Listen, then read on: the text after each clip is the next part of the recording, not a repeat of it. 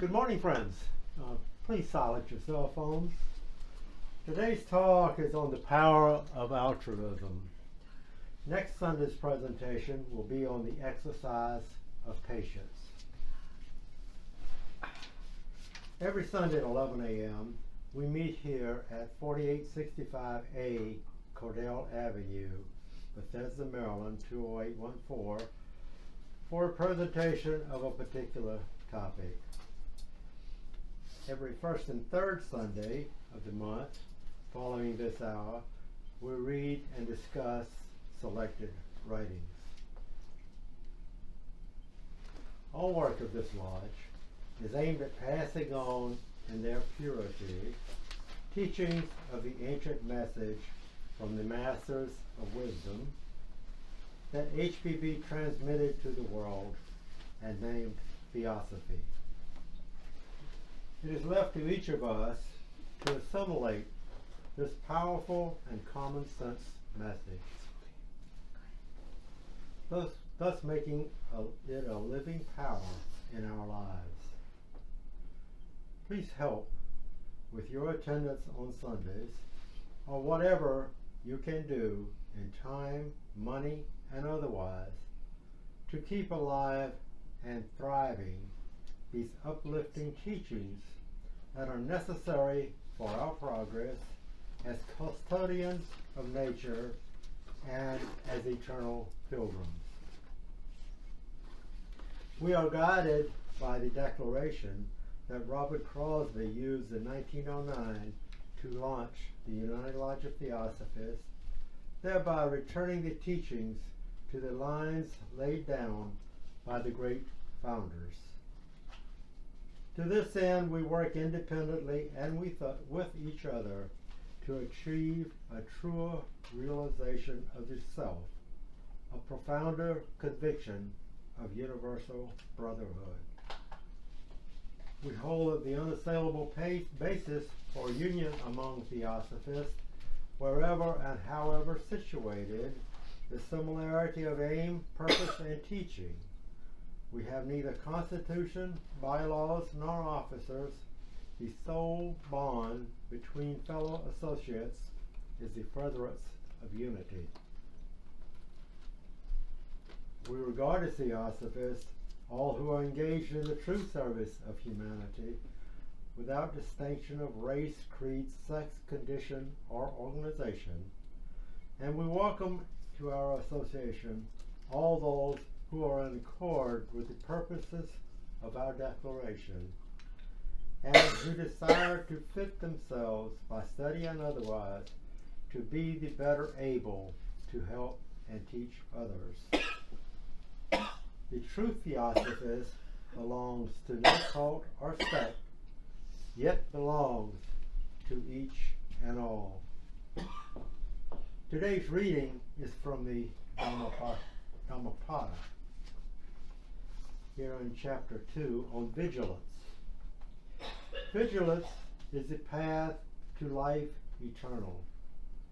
Thoughtlessness is the path to death. The reflecting vigilant die not. The heedless are already dead. The wise distinctly understand this. Therefore they delight in wakeful watching. They gaze in the pastures of the Aryas, the noble ones. Meditative, preserving, ever strenuous in endeavor, the tranquil ones attain nirvana, the highest freedom and happiness. Continually grows the glory of that man who is wakeful and mindful, whose deeds are pure, whose acts are deliberate, who is self-controlled, and who lives according to law. By endeavor, by vigilance, by discipline and self-control, let the wise man make for himself an island which no flood can overwhelm. Fools and witless persons give themselves to sloth. The wise value vigilance as their best treasure. Be not a sluggard. Have no dalliance with lust and sense delights. He who meditates with earnestness attains joy. When the prudent man overcomes sloth by vigilance, he ascends to the terrace of wisdom. Sorrowless, he surveys the sorrowful crowd. The wise man regards the foolish as the mountaineer from the high peak looks at those who are dwelling on the plains. Vigilant among the heedless, awake among the sleepy, the wise one forges ahead even as a charger outdistances a weak horse. By vigilance did Indra rise to the lordship of the gods. Vigilance is always praised, heedlessness ever deprecated. A bhikkhu who delights in vigilance, who sees the danger of heedlessness, advances like a fire consuming fetters, small or large. A bhikkhu who delights in vigilance, who sees the danger of heedlessness, will not fall. He is close upon nirvana. And now for today's talk, the power of altruism.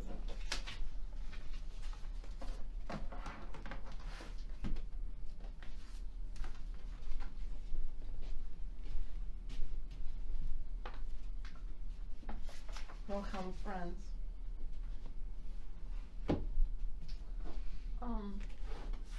Today's talk is on altruism, and we will read the definition for it first.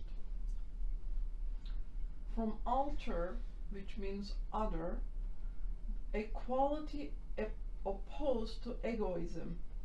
And in this philosophy, egoism is similar to or equivalent to selfishness.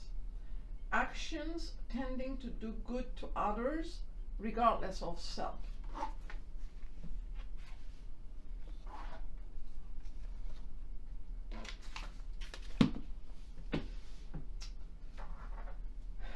We're all studying the Secret Doctrine, and a right connection with the writings of HPB, we're all aware, develops the faculty of intuition and unfolds that mental perception which enables us to see universal principles.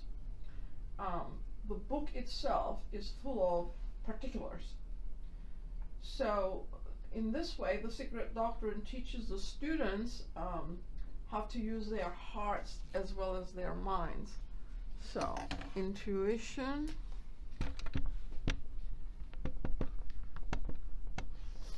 heart,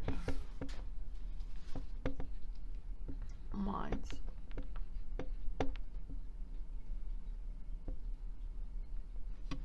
Hearts and minds.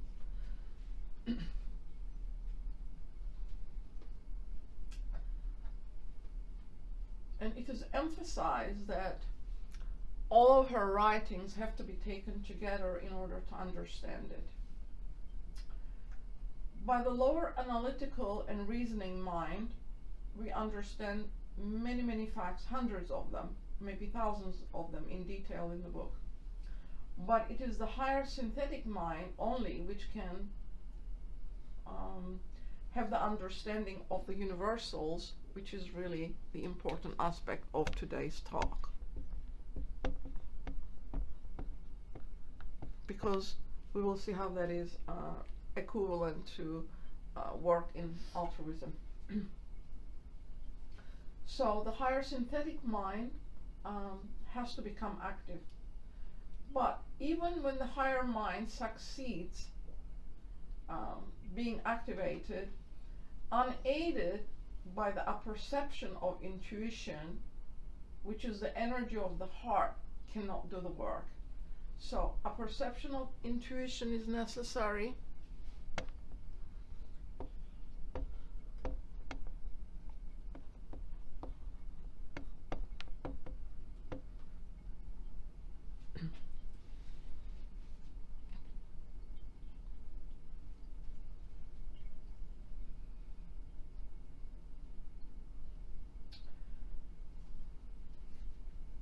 This apperception of the intuition, it is actually the energy of the heart.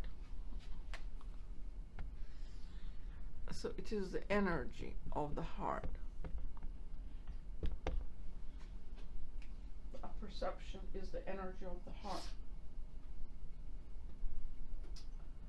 When the heart faculty is further energized into action, then only can the contents of the Secret Doctrine in all their glory stand revealed. So that book cannot be understood without the three processes that we just described. With the forces of intuition in operation, our karmic nature gets purified as well as transformed. Passion becomes love, that higher love which is devotion, which is bhakti, and it is free from sentimentality. So the higher love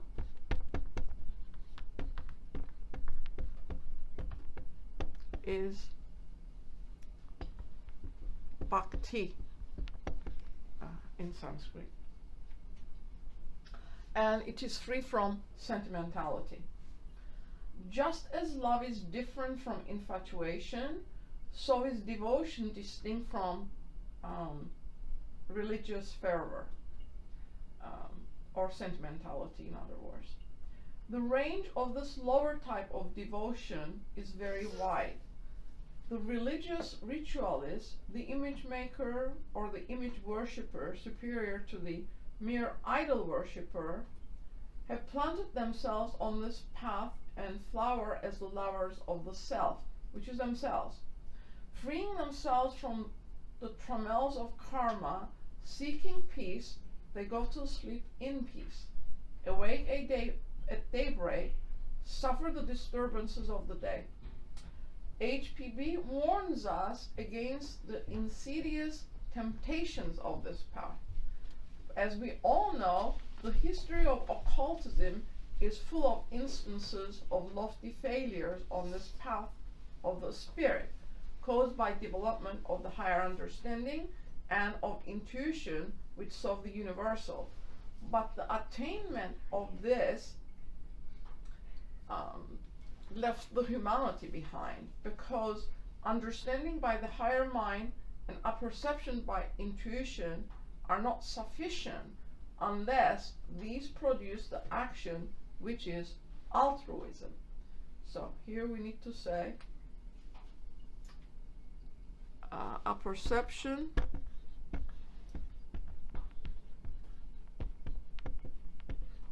intuition, altruism.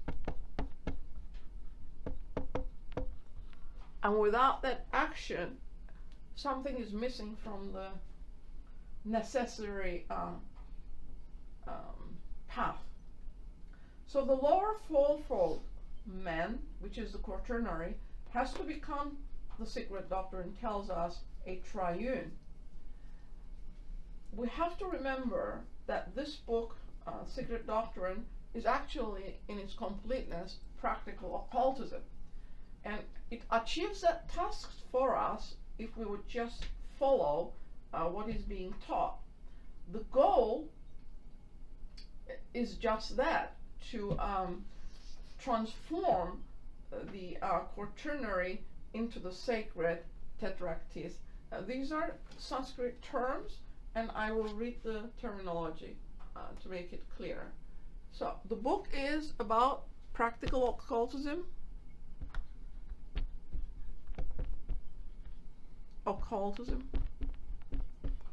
Once we can decipher it, and we have to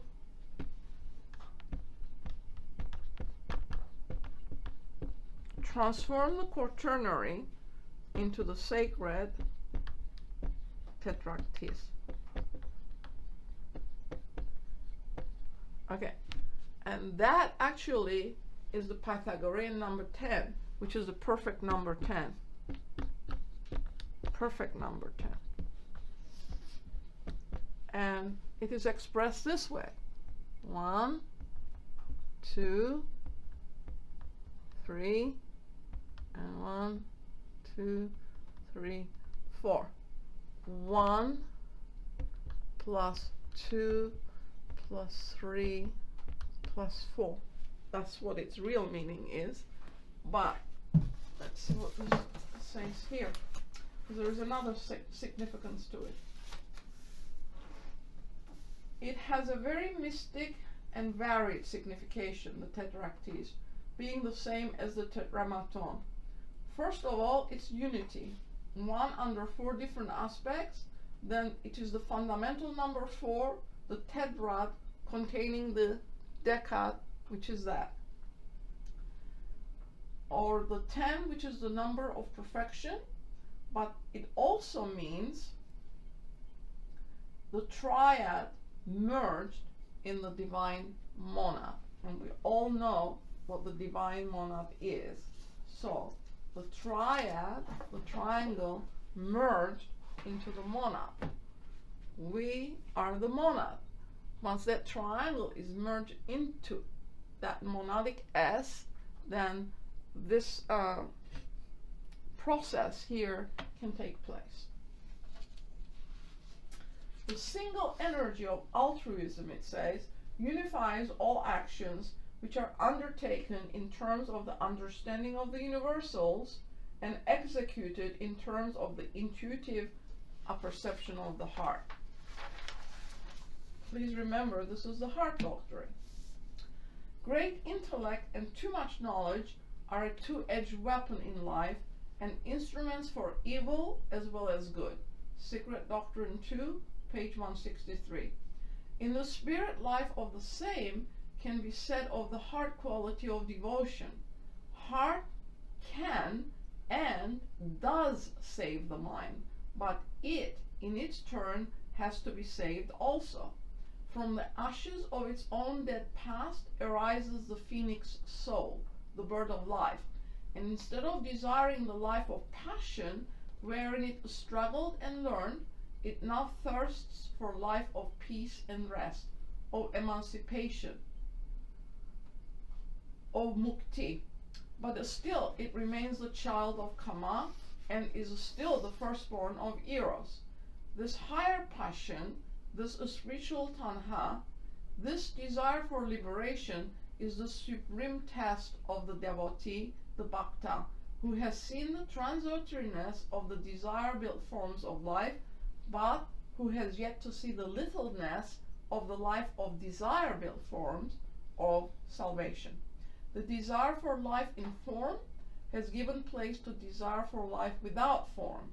The dreamer wants to now sleep dreamlessly in the bliss of introspection, while millions suffer the woes of existence.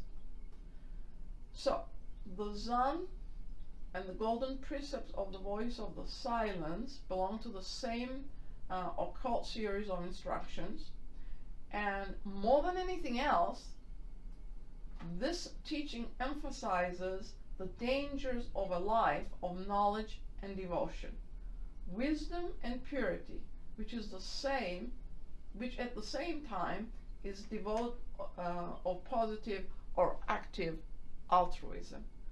We can achieve that perception of intuitive power, and we can understand, but without that altruistic activity, it will not open the book's true meaning to us. So, the book itself will remain sealed in spite of the higher understanding and intuitive perceptions until these two are made the use of on the plane of action. So what does the masters tell us? Action. That thinking alone is not going to achieve it. That we need to act on what we learn. So, in other words, we are altruistically active. And here is the key. What distinguishes a theosophist from a student of theosophy is this altruism. In the key to theosophy, it is said, theosophist is who theosophy does. It does not say things, not studies, not feels, but does. And HPB, speaking of her pledged members of her esoteric school, said that he has to become a thorough altruist. That's in the key, page 20. So her writings are full of the teachings concerning altruism. The only palliative to the evils of life, we are told, is union and harmony, a brotherhood in act 2, and altruism not simply in name, which is in the Secret Doctrine 1, page 644. Let it be clearly understood, however, that this altruism must be founded on the rock of knowledge of the universals and devotion to the law of which they are the manifested aspects. If there is danger in head learning, if there are risks involved in the lower devotion to which we made reference earlier, so also there is a peculiar glamour which the life of charity and service throws upon the soul. Altruism, engendered by the lower mind and energized by the lower devotion, is not true altruism.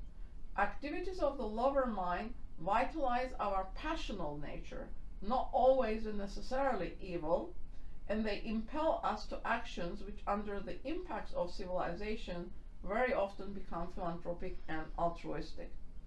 The mind, which is free from attacks of kama, is energized by the compassionate reason or buddhi, and thus wedded is ensouled by the self of creative power, which is the true doer of deeds.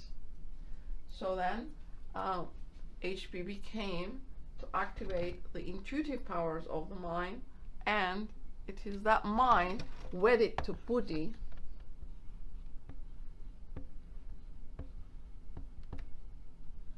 that enables this higher kind of altruism, because it activates that higher energy in us, which we talked about in another talk. Then comes into manifestation the higher altruism, in which charity is just and not merely kind, altruism which enables man to discard the crutch of dependence and to stand on his own feet in self-trust. So what have we become? Self-sufficient. Where should I put it? So the soul then stands on its self-sufficient. The soul then is enabled to stand and make those right decisions based on discriminative and intuitive powers of the higher mind. From this it will be seen how all the three powers of a spirit must work conjointly if the spirit life is to prevail. So in order to explore the sacred land, and here it is, sacred, sorry,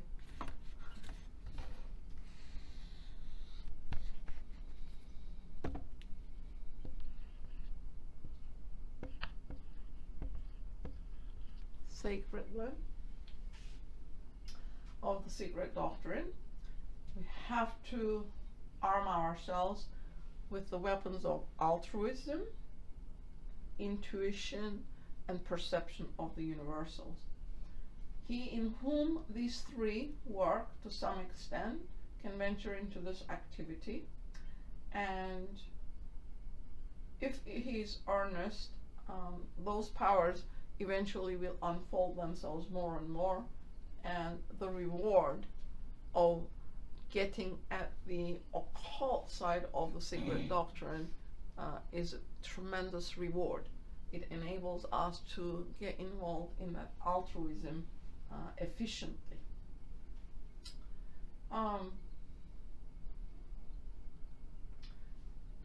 HPB has an article called Mistaken Notions on the Secret Doctrine, and in that article she explains to us as to how we're to study the Secret Doctrine and what was her intention as to why she wrote it, in other words.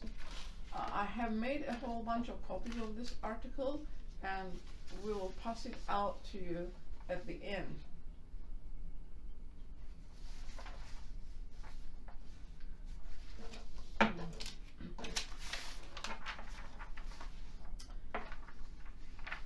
And she tells us, my chief and only object was to bring into prominence the basic and fundamental principles of every exoteric religion and philosophy, old or new, were from first to last but the echoes of the primeval wisdom. I sought to show that the tree of knowledge, like truth itself, was one, and that however differing in form and color, the foliage of the twigs, the trunk and its main branches were still those of the same old tree, in the shadow of which had developed and grown the now esoteric philosophy of the races that preceded our present mankind on earth.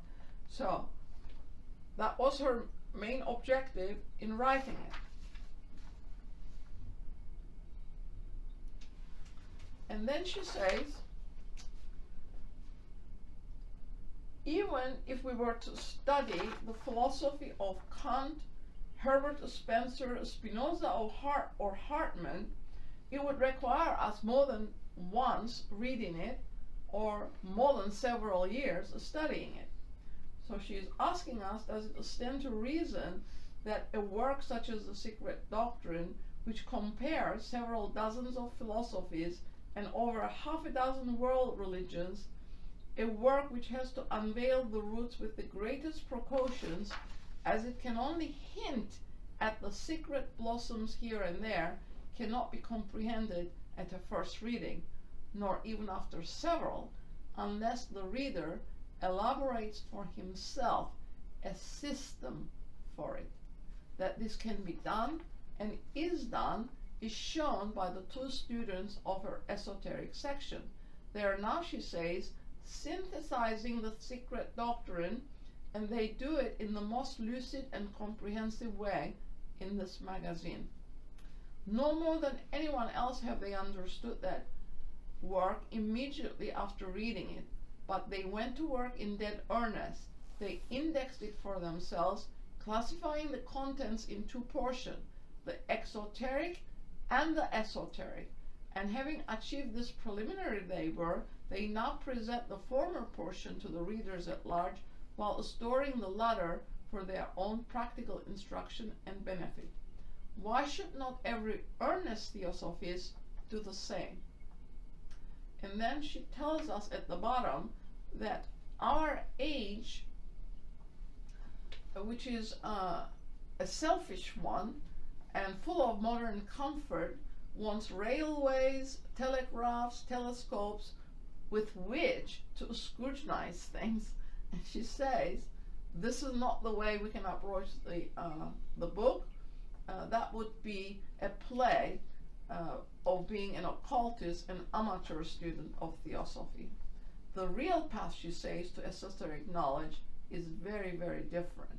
Its entrance at this stage of our civilization is overgrown with the brambles of neglect. The travesties of truth during long ages block the way, and it is obscured by the proud contempt of self-sufficiency, and with every verity distorted out of all focus. Thus, we must mount step by step, having to conquer every inch of ground before us with our own exertions, moving onward and guided by strange landmarks. But once we find the inscriptions that is to be unfolding us this information, we should not just look at the inscription, but try to decipher it and never pronounce it indecipherable. And the Secret Doctrine, she tells us, is not of the eye, but it is of the heart, and can make one an elect if we figure out how to decipher it. So this is our work, and she's telling us how to go about doing it.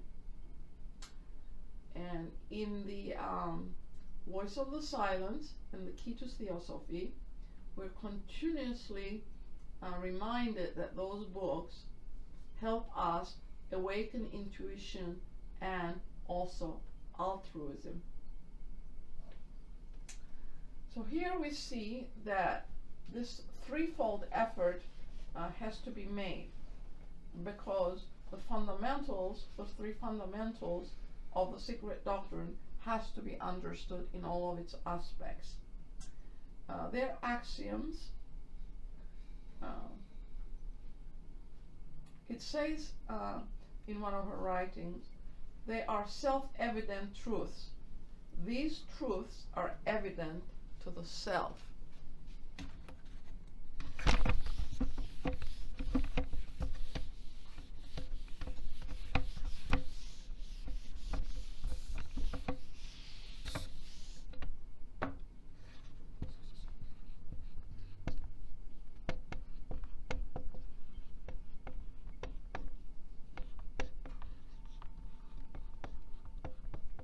Self-evident truth. So it is evident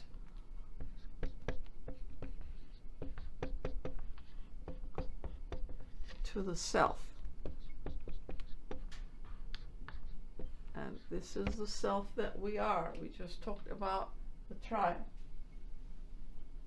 So it is this self, once awakened to life on earth through this altruistic effort with its three aspects, that it pours its energy outward and makes it decipherable. These fundamental propositions constitute the original archetypal ideal triangle with three equal sides: immortal spirit, indestructible matter, and ever conserved energy. So here we are. Three equal sides. Immortal spirit,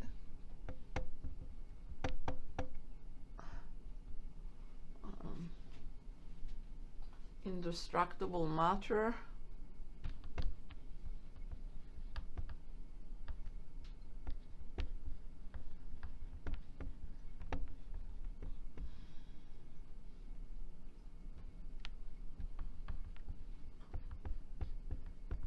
ever preserved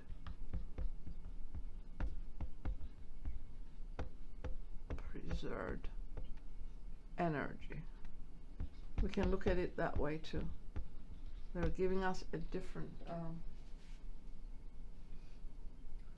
way of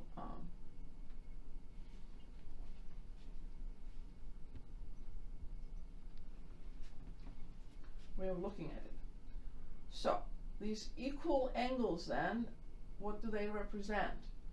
Ideation, form, and motion.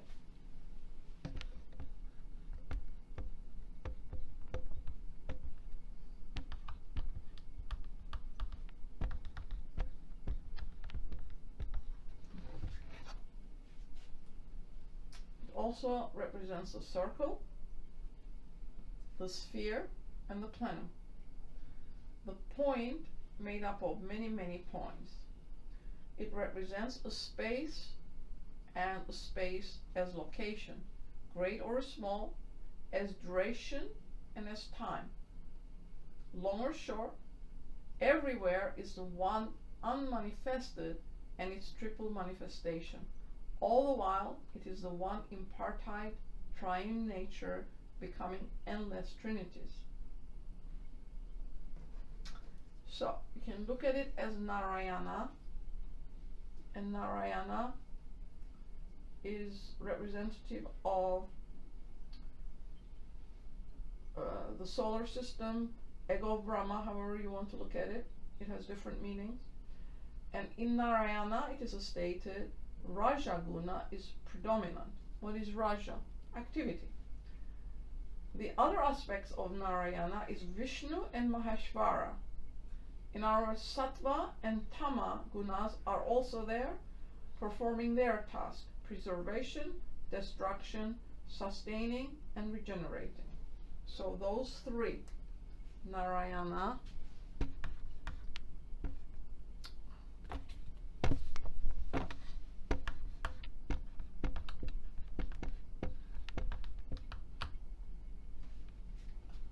Vishnu,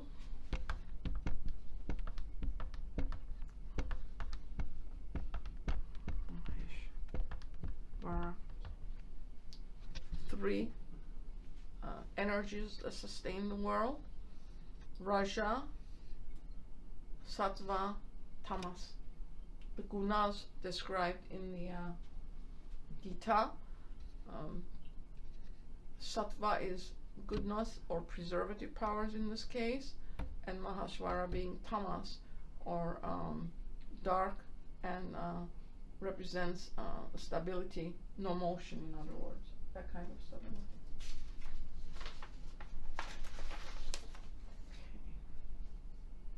So these three that we talked about are the three propositions in the Secret Doctrine. The impersonal reality pervading the cosmos is the universal parent of all particular personalities. Each one is rooted in it. This proposition has to be reflected upon until the mind conceives its reality and holds it as truth.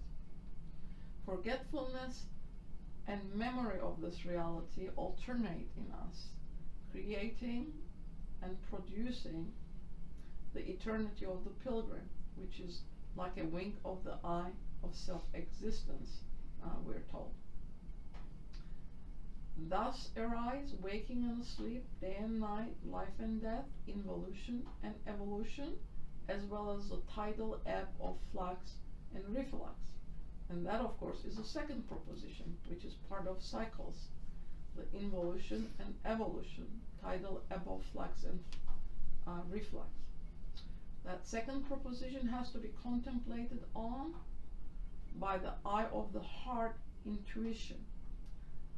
That is the mystery of the diastolic and systolic of the spiritual heart, which is remembering when it expands and forgetting the truth when it contracts. Its own impersonal, ever-existing state is just that. So if we leave this forgetfulness behind, the robe of memory is donned when that heart, through self-induced and self-devised efforts, altruistically for the whole of which it is a part, and acts on that basis. So altruism is the result of sure memory of the truth of the fundamental identity of all souls with the universal oversoul, and through personal effort and merit, through love and labor, it becomes reality for the soul.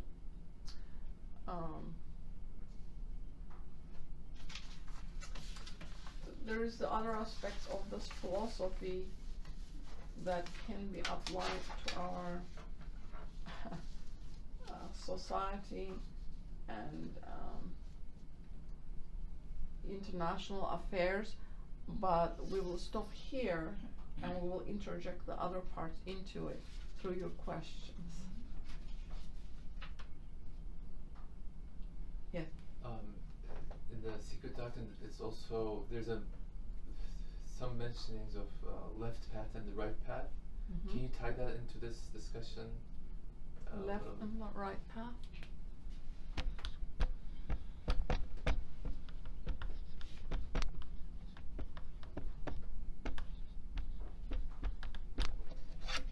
Okay, we just talked about the lower altruism, which actually activates our passional nature. At the same time, the higher intuitive powers are also being activated because we are involved in charity and doing good to others, which is the basis of unity. So the personality is doing it, but it's the passional nature which is involved, which is our karmic nature. And as this goes on, we also talked about the higher aspect of this becoming active. But without that altruistic application of it, it does not produce the required result, which would be the left hand or the right hand. Desired result is In other words, the right action follows from altruism. Right? The higher altruism has to come into it when, what have you done? You have taken the apperceptive intuition and joined it to what? Universals. Because the lower self is personal. It's doing all that work, but it is from that passional nature it is doing it.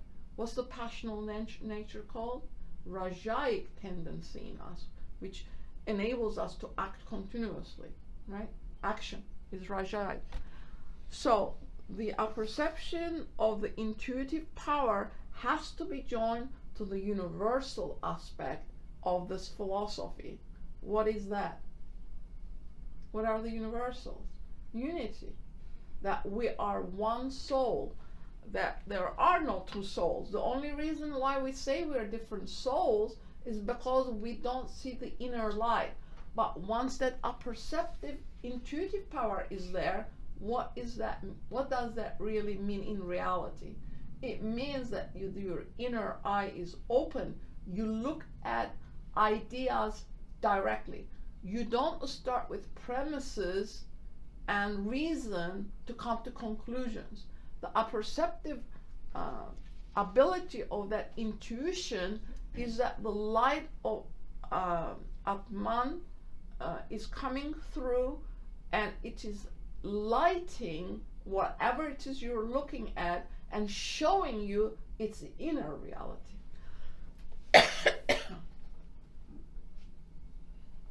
Okay, in the voice of, yes, I'll come to it. In the voice of the silence, this is also referred to as what?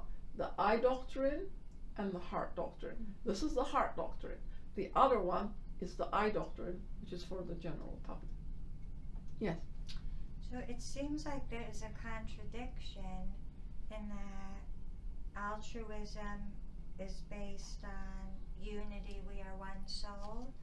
But then at the beginning you said altruism is actions intending to do good to others regardless of self. Yes. So We did say that. how do we... Well, let's explain. We don't want to harm one's own soul. No, but in this philosophy, there's a higher self and a lower self, right? Here it is, the mind. This is the key to understanding all of this philosophy, by the way. It's how your mind functions. There's one mind. But its working is in two directions.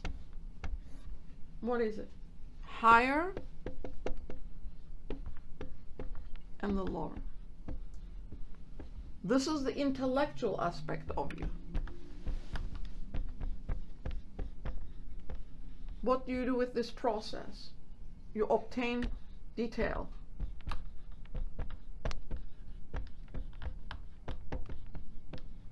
Information. From where? Surroundings, your world. Senses, it uses the senses. So this is detail. This one is synthetic. It synthesizes into a whole what you're looking at. So gives you the whole view. The higher mind, once has that apperceptive intuitive power, is actually channeling the higher energies of your soul into whatever activity it is you're conducting. What is that higher energy of the soul? We talked about it a couple times before. Maria. That's the higher energy of your soul, is Maria. It enables you to go out like lightning and cuts all difficulty asunder, because your aim is totally charitable to the other from this aspect, the higher aspect, which is altruistic. You're not using your passional nature, you're using your higher nature. That higher nature is your higher mind in conjunction with Buddhi and wedded to altruism. All those three have to be present in order for you to express the higher altruism. This one is useful too until we get here.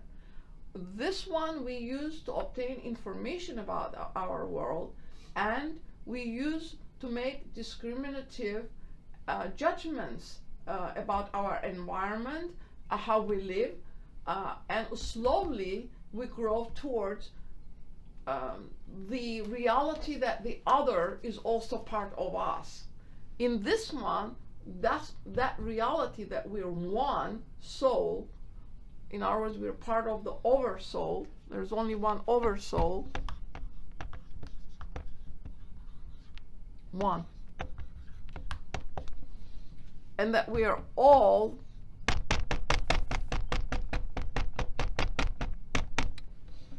HPB defines it on the first page of the Secret Doctrine, that face of that circle is the oversoul.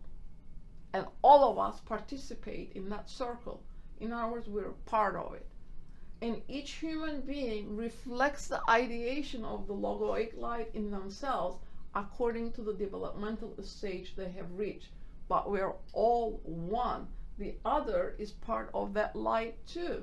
But we don't see the light in the heart, so we're looking at the body and thinking that the other is separate from ourselves. And that's the reality that becomes a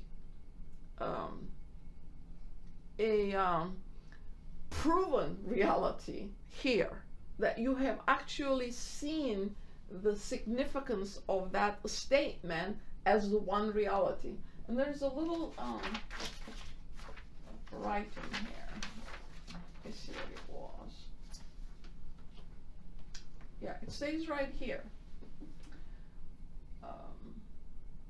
Numerous quotations can be made, but let us give the source of these in the mysterious language of the old stanza, in which the three fundamental propositions are taught in terms of the universals and the particulars to be reflected upon, till by intuition we perceive them, and by altruism we break the illusion of thy soul and my soul. Secret Doctrine 1.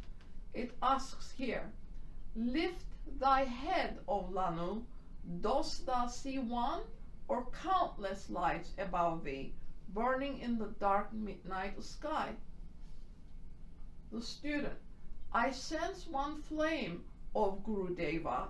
I see countless detached sparks shining in it. This view here. Thou sayest well, and now look around and into thyself. That light which burns inside thee, Dost thou feel it different in any wise from the light that shine in thy brother man? Student, it is in no way different. Though the prisoner is held in bondage by karma, and though its outer garment, this body, delude the ignorant into saying, thy soul and my soul. There's only one soul. We all come from that same essence. We're all the same on our inner triadic essence. But because of the personality having been trained in the individualized manner for many, many, many incarnations, having been on this earth for 1 million years in the fifth, it has forgotten its true identity, and now it has to relearn it, because HPV says this is what she has done. She has shown in the Secret Doctrine all of the many world religions and how it came from the same root. Once we go to that, then this philosophy eventually takes a hold. What is it? It opens the heart. This is the heart doctrine. Once the heart opens to the possibility of that united feeling that we're all part of each other, then that's when it finds its way to its home. Yeah, it says here, it's talking about our civilization, the 20th century civilization. It says here that all students in the Hall of Theosophical Learning, if they have studied the teachings of the founders, know that they should try as far as is humanly possible to be altruistic in their dealings with their fellow men.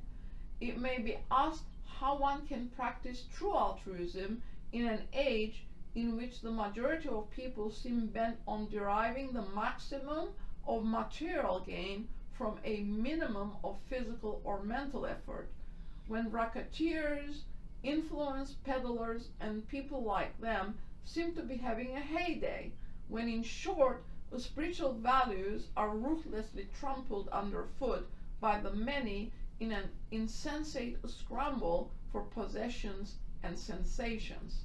Yet in time of international emergency, people are often more eager to give generously to ameliorate human suffering. So if this is true of us, then we can change it. We created it. We're not helpless little human beings, sinful human beings. We are great human beings. Look where we come from. We come from the oversoul. We have love at our core. We have a mind that is tremendously able when it joins itself with the Buddhic aspect of our life. And those three, altruism, intuitive apperception, and this higher mind, which is synthetic, puts it all together. Regardless of what it is you do, it fits it together. It synthesizes it into the whole. I'm not doing it with my brain. It does it automatically because that power, synthetic power, is there. That's when we become illimitable. That's when you see those heroes and saviors of men who come on the scene, because they have that power active in that. They can do a whole wide variety of things in a very short period of time. So when we see these messengers sent out into the world from the Master's Lodge, we need to think very deeply as to what that effort means, because those beings come, but what do we do in the world to them? We abuse them. We try to dilapidate their reputations. We are really unkind to them. We should be kind and loving towards them and enable them to do as much as they can. Even then, look at the stuff that they achieve without humanity actually assisting them that much. So that ability is in us too. We're not any different than them, just in degree. We're the same. We're all the same. Even Jesus said, you can do greater things than I. He meant it. Once this ability is active, then it shows it. Does that clarify your question? Yeah. This is the key. A lot of people don't understand how the mind acts. Once it says that the mind is turned to a subject or object, it pulls the soul with it. Your soul nature goes where your mind goes. Yeah. In this case, the soul, the human mind is the human soul. The mind is the human soul. That's terminology. Human soul. And Buddhi, she defines it as the spiritual soul.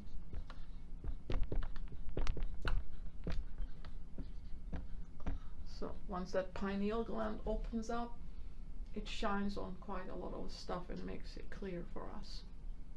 Yes? So when I'm trying to think of who I am, I was first told I have a soul. And then I come to realize I am a soul. But I am the soul at the highest level. Because there's only one soul.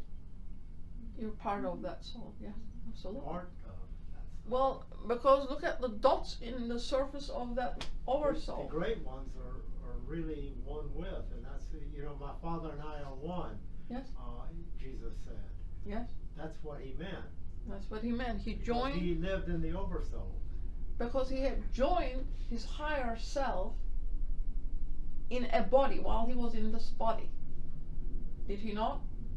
He became the triad, the sacred Tetraktrys, because what did we just say? The monad is incarnated in you. In other words, you have become one with it. You are universal, you're impartite, unsectarian. That's what that defines. So of course you have become one with your Father. So as acting as an altruist, that's how we first think about the selfish part of it. I'm sorry, And then what selfish part of what? altruism? No, I'm saying, typically in the world today, it's very selfish. Yeah, because Especially less of- we're engraved in the self, in the materialism. We won't let go of it. HPV, when she came on the scene, said we should have grown out of the materialistic aspect of it because it's elusive, it's myopic, but it grips us and holds us. So I've got to think about when I act. I've got to act to really make this philosophy count.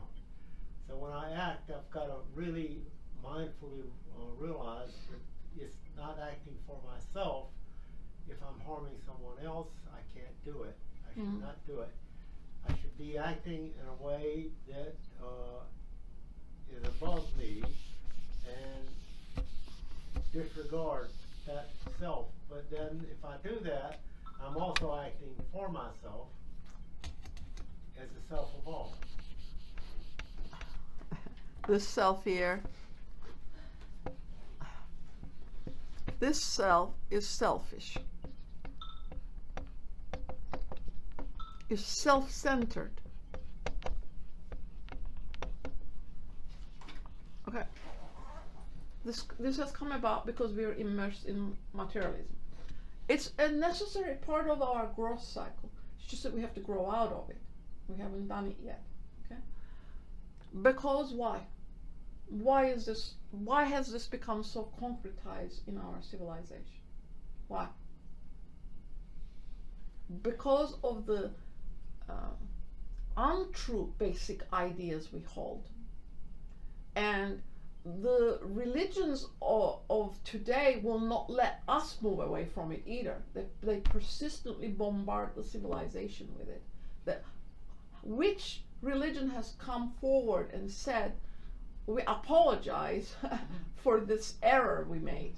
If it was an error and it wasn't intentionally promulgated, because we know even the Christian fathers divided into Orthodox and Gnostics at the beginning of this our civilized era of 2000. For the first 2-3 centuries, we were all under the Gnostic head. We had the mystery schools everywhere, and people were being educated, and the mystery schools are equivalent to our universities of today. Okay, but when that belief or understanding and belief system changed from being dependent on knowledge to accepting dogma on faith, this untrue base of our understanding came about. We forgot who we were truly and went this way to wrong ideology. Wrong ideology is what brings it about. Why is it wrong? Because there is no such thing in nature. We're either with nature or we're against nature. And if we hold unsound basic principles, then we have to get rid of them and correct them to the correct ones, which is the three fundamentals of this philosophy. All of the religions of the world were based on the philosophy of unity, oversoul, part of being that oversoul, we are all one essence. So brotherhood, then it becomes a necessity. It's not something that we are creating out of nothing. It's part of nature. Here it is. That's the logoic light. If everybody comes from this center and we're distributed all over the world, how are we not brothers and sisters? But where is our society today? And the other thing is, without karma and reincarnation, how are we going to realize this philosophy? This is not a one lifetime effort. We have to continue with it over many lifetimes to realize it, because nobody becomes an adept or a mahatma in one lifetime. We have to work at it until we become perfected, and even that has different degrees of achievable steps. So we have to remove the wrong understanding. The philosophy has to be corrected. Karma and reincarnation, the lost cord of Christianity, has to be reinserted, and its ramifications in all aspects of life have to be understood in order that to become a living reality in our lives. Thank you very much. And all that takes patience. The exercise of patience is Yeah, which is next week's talk. Thank you very much for coming.